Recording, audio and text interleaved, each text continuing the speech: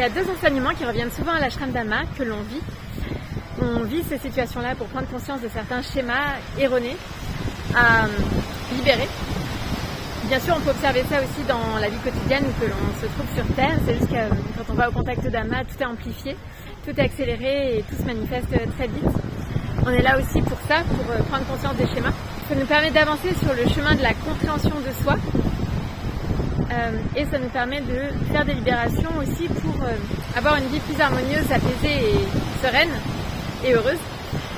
C'est le fait de revenir à soi.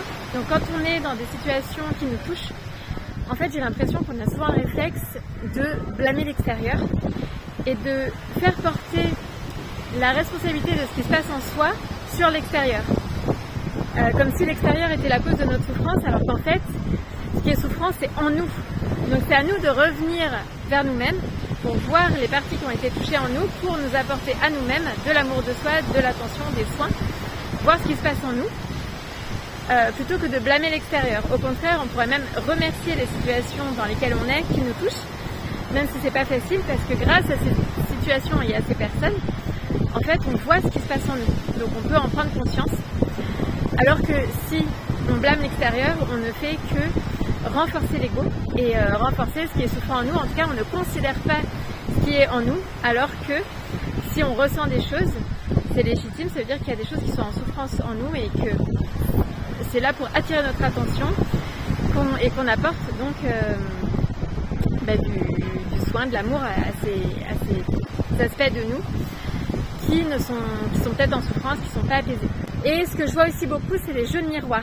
C'est-à-dire que quand on parle de l'extérieur, on ne se rend pas compte qu'en fait, souvent, on parle de nous-mêmes. L'extérieur étant un miroir de nous-mêmes. Donc si on fait des commentaires sur l'extérieur, parfois on peut faire des commentaires critiques, par exemple, sur l'extérieur, sur des personnes que l'on côtoie, etc.